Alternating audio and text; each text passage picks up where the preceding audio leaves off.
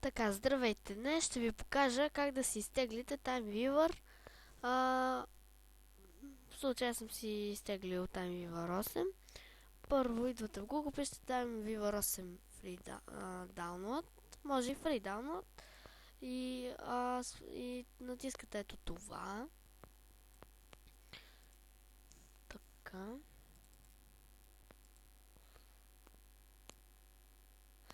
След като го изтеглите,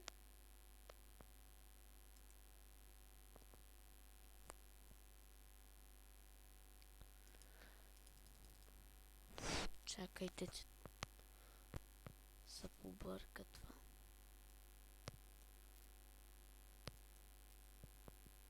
Така, след като го изтеглите, го инсталирате. Ето го тук. Аз съм го изтеглил предварително. Натискате си сетъпа.